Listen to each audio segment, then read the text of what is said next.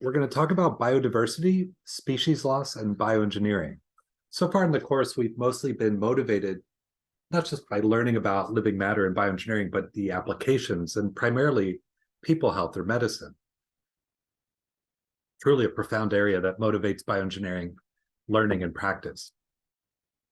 It turns out, though, the molecules of life, they don't really care what the use is. Maybe if we got good at bioengineering proteins, we could make medicines not only for people, but the planet. So let's think about the health of the planet, what we call planet health.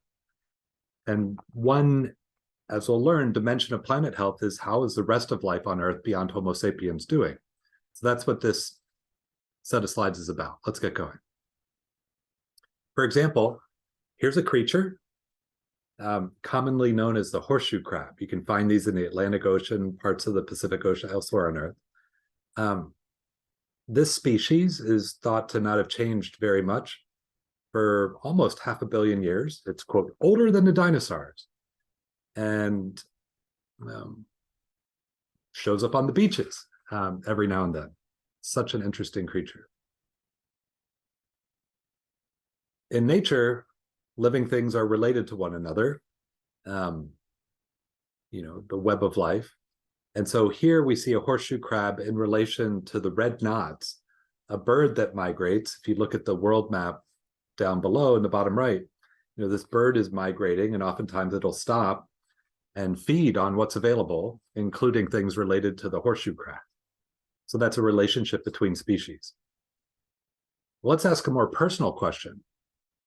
What's the relationship between our species, Homo sapiens, and Limulus polyphemus, the horseshoe crab? Here's a photograph from the early 20th century in Delaware Bay, Pennsylvania, New Jersey, that part of the eastern seaboard of the United States. And you can see that the fellas here are stacking up lots and lots and lots and lots and lots and lots and lots of horseshoe crabs, and then taking them away on trolley carts or train cars. It looks like they're using this for fertilizer, right? So you could do farming. What's this going to do to the horseshoe crab? It's going to reduce the population of horseshoe crabs. Now, to make this story more interesting, I have to introduce something related to people health. It turns out that planet health and people health are going to be connected. So even if you care about medicine and health and only people, you don't care, you end up needing to care about nature. So check this out. There's in human medicine an issue where you get a fever, and one type of fever is derived from a pyrogen, and pyrogen, something that generates pyro, a pyromania, pyrogen, a fever-causing agent. A type of pyrogen, one type is an endotoxin, which is part of a bacteria. And so if you get a bacterial infection, you might get a fever, in part because you might have endotoxins or pyrogens. In medicine, not only is that an issue, but if we use bioengineering to make medicines, then we might want to make sure we're purifying our medicines from any endotoxins. Or if we have something that is being made to be injected into people, it could even just be a syringe with a needle, or it could be a saline solution. We want to make sure that there's no endotoxins in those things either, right? Because if there's an endotoxin, then a person might be very sensitive to that, get a fever or worse. All right, so just on background, there's endotoxins. Some endotoxins are derived from certain types of bacteria, and so we have to make sure anything we're using in medicine, doesn't have an endotoxin associated with it. Well, what's this got to do with the horseshoe crab? All right, thanks for your patience. We want to make sure the things that we're putting into people in medicine don't have pyrogens or endotoxins. It used to be that the way you'd figure this out is you'd take a little bit of your injectable, and not all of it, right? And you test it on rabbits. And so you'd have these poor rabbits in a situation like this, and you'd give them an injection of what you wanted to see whether it had an endotoxin or not. And if the rabbit got a fever or worse, you're like, oh, no, that's not safe to put in humans. It's called the rabbit pyrogen test. We still haven't gotten back to the horseshoe crab.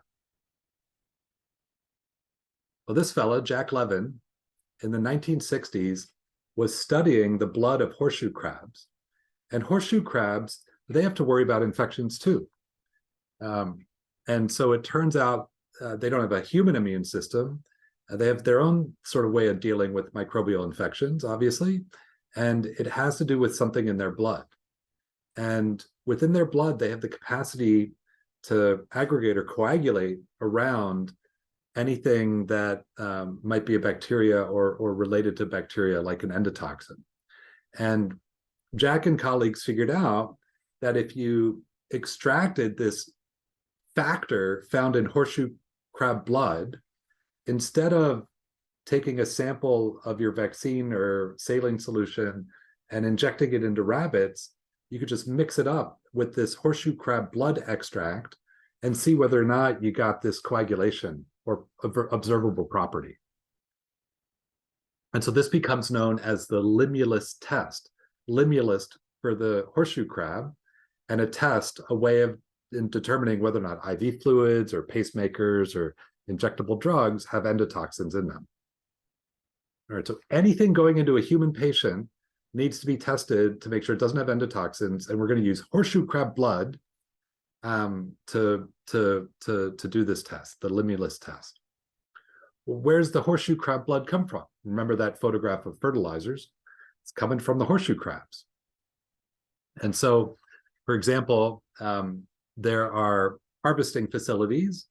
This one is in South Carolina, where you can see the horseshoe crabs. They've been captured through fishing or harvesting from the ocean.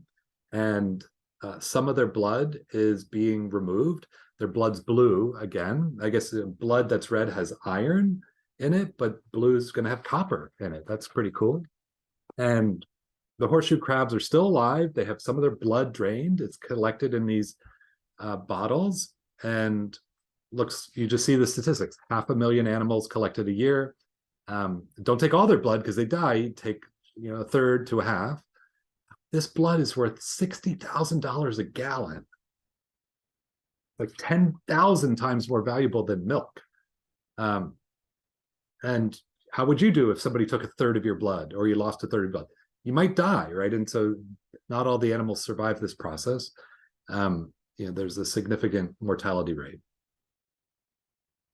This is also that we have medicines that are safe to inject. What's the impact of this on the population of horseshoe crabs? It's threatening their existence. So on the right, you can see a little schematic, and it's got this interesting notation in the bottom. What's the conservation status of this species, the Atlantic Ocean horseshoe crab?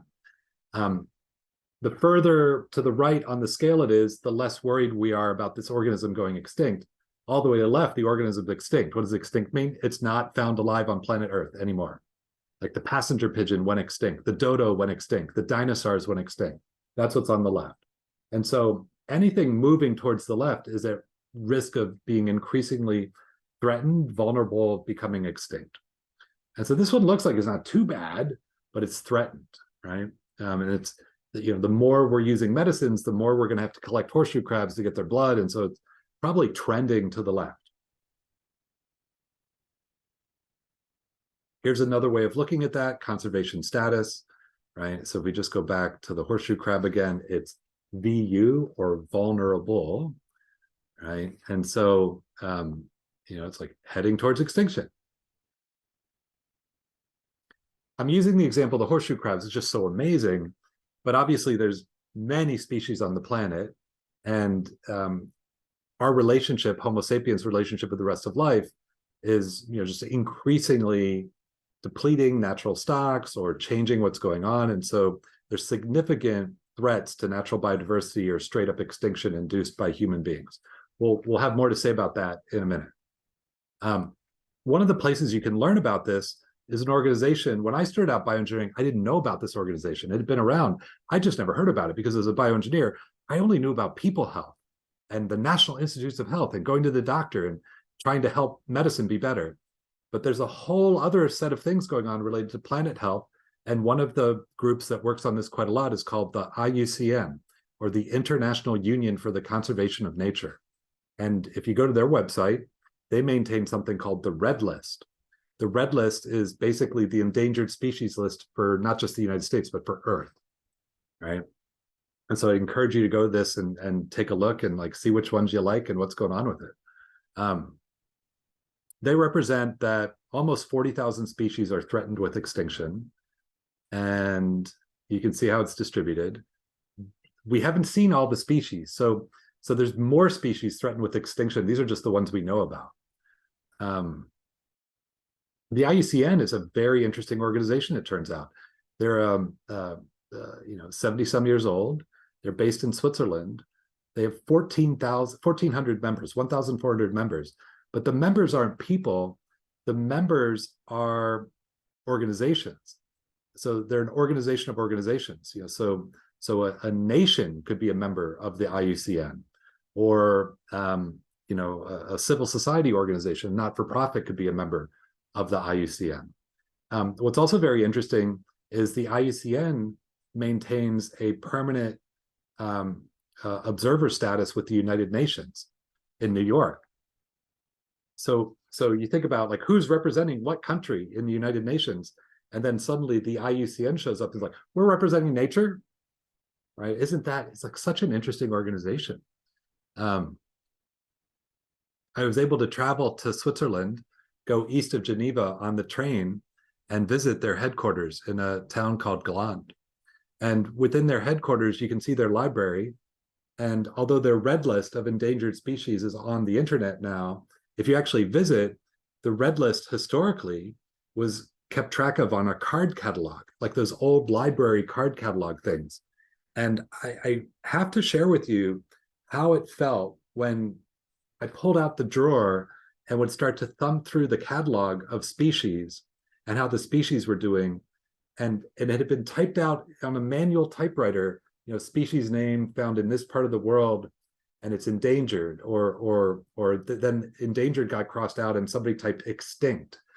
And it was such a profound heaviness because it forced me to understand that somebody who cared so much about these creatures, to make such a card catalog in the first place, because they love these creatures, and then to have to come back and type in all capital letters on a typewriter, extinct. It's just shockingly profound experience. Well, let's think about what's going on a little bit more systematically from an engineer's perspective, from a bioengineer's perspective.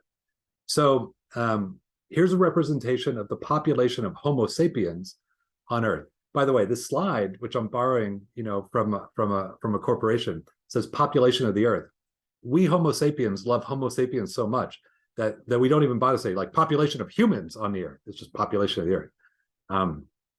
So going back 300 years, and like the number of Homo sapiens is 2 billion around 1927, and then it's just clocking up. 3.5 billion in 1970 when I'm born. And so there's like over twice as many Homo sapiens as when I was born. That's interesting. On the left of this plot, I'm showing some examples of photographs from around Stanford. So the left one on the bottom is Redwood City Lumber Company, 1870, 1880 or thereabouts. There's a town very near Stanford, California called Redwood City. And it was given that name because that's where, once you cut down the redwood trees and turn that into lumber for construction, you'd ship it on boats, right, out into the San Francisco Bay to get to where it needed to be. Right, so that's why it's called Redwood City. We're cutting down redwood trees. The symbol, the animal on the California state flag is the California grizzly bear. That animal was last seen in the wild in California in 1924. Extinct in California in the wild. The engineering school at Stanford, where I work, we were started just the next year. We didn't go up Sand Hill Road to raise venture capital to start an internet company. You went up Sand Hill Road to go in the woods to cut down redwood trees, right? So like that's what engineering was about. In a way, that's what engineering is still about. It's like making things that insulate and protect people from the vagaries of nature. And ever since then, a lot more of us, right? Because engineering in that role has been very successful. But what's it doing to everything else? Well, everything that's not humans is having a different set of circumstances. All right, here's George the snail, the last of his species, dead at 14, now it's extinct. That was 2019. We see this is happening over and over and over again. So here's an article from colleagues at Stanford thinking about the environmental sciences. The title of this article reads, Accelerated Modern Human-Induced Species Losses, Entering the Sixth Mass Extinction. By sixth mass extinction, they're talking about through the entire history of life on Earth, there have been 5 previous times where most of life went extinct. And those were not caused by human beings, like the asteroid and the dinosaurs going extinct. Like that's one of the mass extinctions. But there's a sixth extinction, they argue. They write, since 1900 alone, 69 mammal species are believed to have gone extinct, along with about 400 other vertebrates. Evidence for species lost among other types of creatures is more difficult to come by, but we don't think it's doing better. And then why is this happening? Well, we're changing habitat, more land being used not for forest or jungle, but for farming. We're having invasive species show up that eat all the natural species. Industrialization and carbon emissions are changing the environment. Some of the things we're doing release toxins that don't just harm us, harm other things. Let's look at this a little bit more. So here's an example of a palm oil plantation. You can see in the middle of the slide, the biology looks very regular. These are oil palms, and they're used to make palm oil, which goes into food. Like if you have pancake mix from the supermarket, check out the ingredient list. You'll see palm oil. It's very useful for making nice pancakes. Also goes into many other consumer products. Well, to grow palm oil via oil palms, we got to get rid of everything else that's growing there, right? This forest or jungle. Now think about all the other things that live here. And when you get rid of that environment, how many of them are going to live in the oil palms? Not as many. That might be orangutans and other creatures. As this is what we mean by changing land use, loss of habitat. What do we mean by invasive species? Here is a tree snake that used to not be on the island of Guam, and then through shipping and other sorts of human activities, suddenly it's there. And so it's going to eat the birds on Guam and other things that were native to Guam.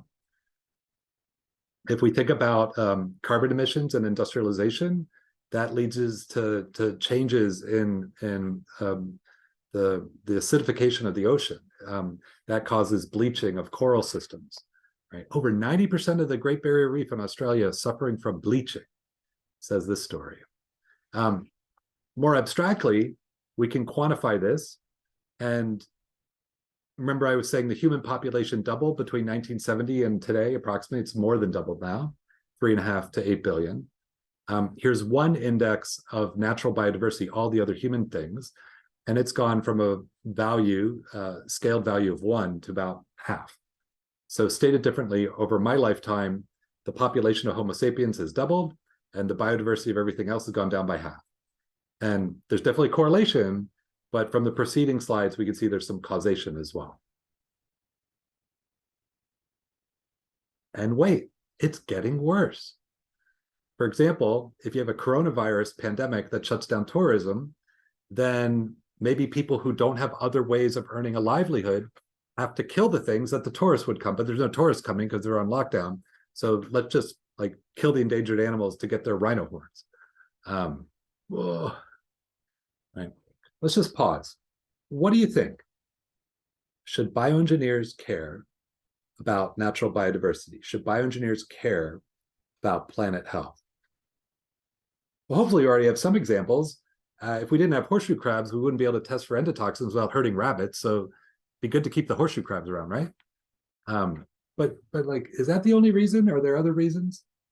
And I really want to encourage you to wrestle with this question.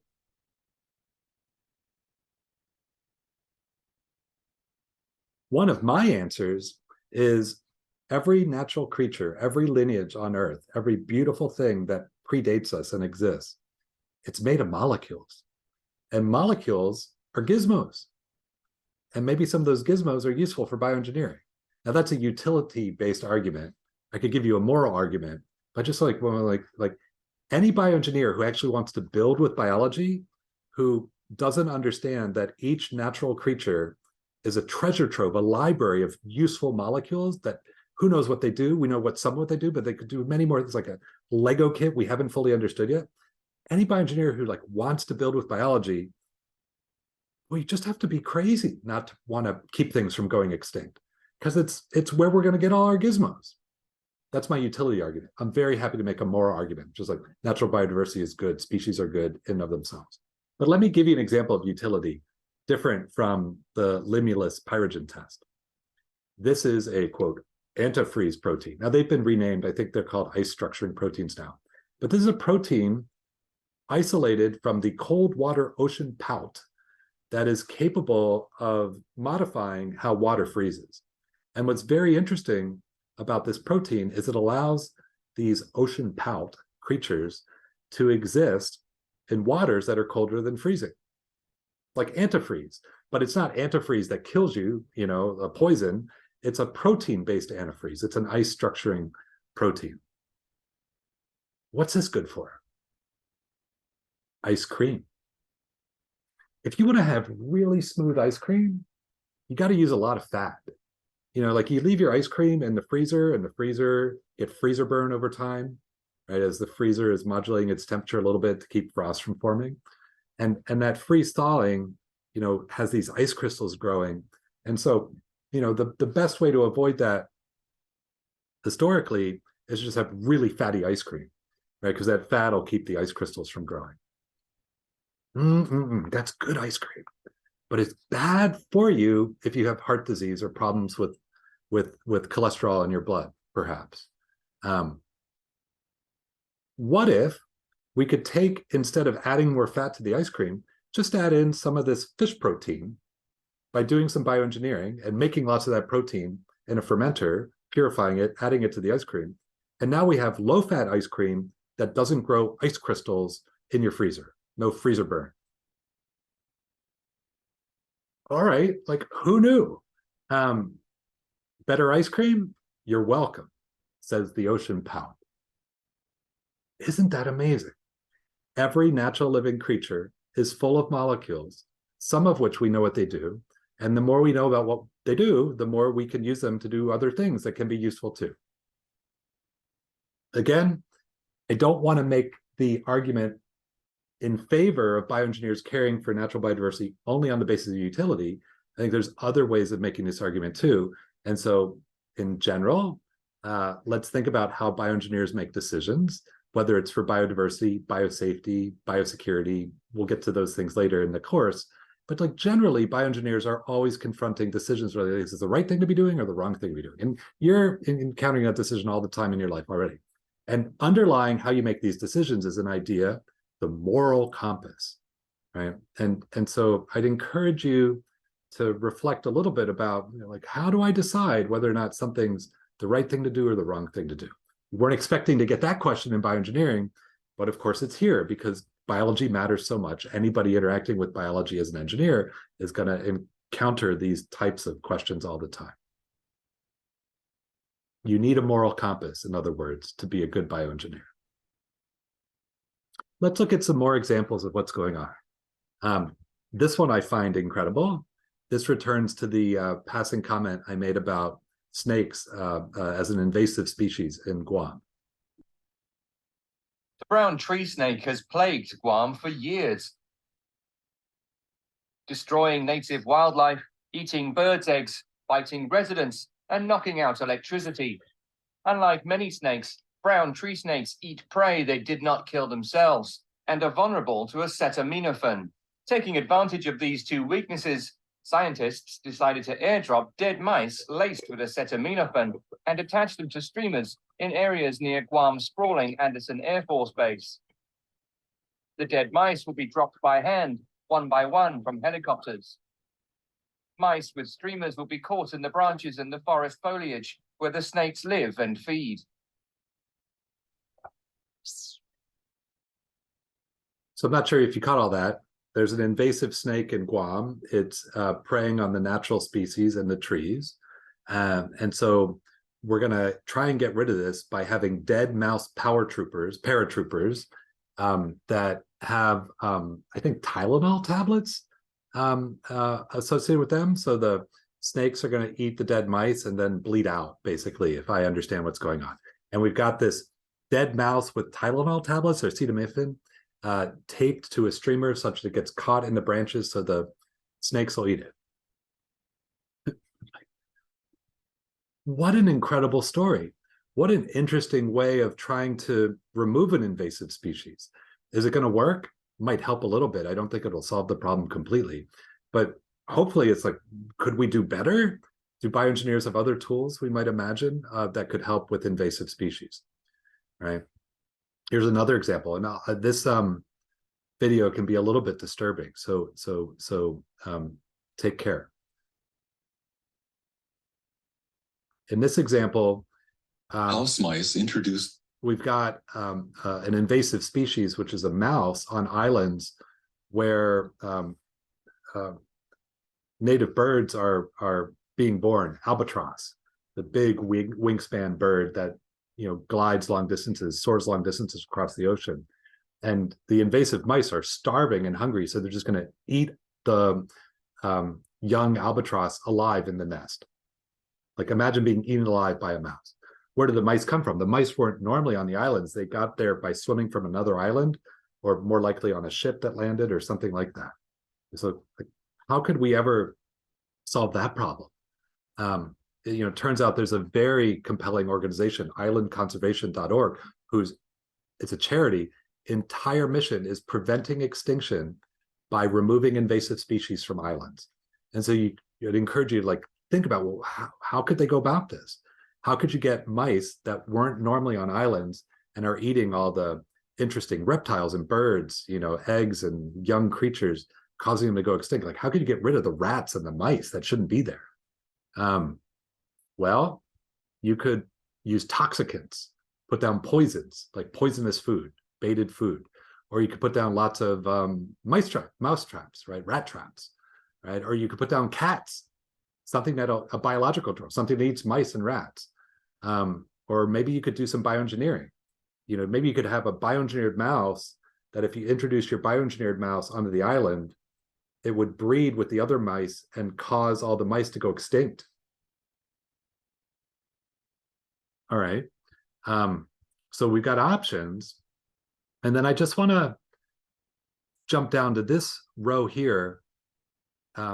Is the option socially acceptable?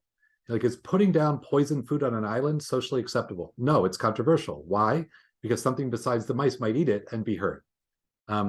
What is putting down a bunch of rat traps controversial? Yep, it is. Because maybe it's painful to the rats, or maybe it doesn't work completely. What about adding cats? That's controversial because now we're just adding another invasive species to get rid of the first. How are we going to get rid of the cats? We're going to add dogs. And how are we going to get rid of the dogs? I don't know. What about bioengineering a mouse to breed with an invasive mice and cause the entire mouse population to go extinct? That'd be nice because I only have to get one of those mice. But what if that mouse gets off the island and then mice everywhere go extinct? That doesn't sound like a good idea. That's what's really interesting about the social acceptability role. Is every option is controversial. Oh, wait, there's one more option. Don't do anything. Just let all the native species go extinct. Well, of course, that's controversial because we don't want things to go extinct. At least I don't. So interesting. Every option is controversial. That's an opportunity. Could you make an option that wasn't controversial? Could you bioengineer something better? Which one, if you couldn't, would you choose of these? So just to zoom out and summarize, we've introduced the idea of planet health. We've framed some initial puzzles around, are there any things bioengineers could do related to changes in land use, related to things like species in places where they aren't historically found, related to climate change and its impact on the environment, coral bleaching, related to pollution. Should we ignore what's going on? Should we react? Should we change what we're doing to prevent some of these things from happening in the first place? Or is there something you can imagine still different to do? Hopefully at this point, when you stop to think about it, it's like, oh yeah, and there's a lot of bioengineering opportunity related to planet health. And note that we've only talked about biodiversity so far. There's other aspects of planet health too. Also think about this in the context of the future you wish for. What do you want to be true in the year 2030, 2040, 2050 regarding planet health? Remember, we were talking about Pixar starting to do things in the 1980s to get to Toy Story in the 1990s. That same type of thinking of being an anticipatory leader applies for planet health, along with tools and tool development and people health, all of bioengineering. So don't forget that part of what you're learning. Oh yeah, by the way, if we're too late, if something went extinct, could we bioengineer it back? Reflective questions, and then we're done. What's happening to life on Earth beyond Homo sapiens? What is biodiversity? How's it measured? How do we know what's going on? Who's keeping track? Should bioengineers care about any of this? Maybe we should just care about people. Like we're working at the hospital and we're helping, and that's it, right? Or do you feel different? What are some of the most important bioengineering opportunities related to biodiversity and its conservation? What bioengineering knowledge and tools might help? Think of all the things you've learned so far, or the things you can imagine would be useful, but you haven't learned about yet.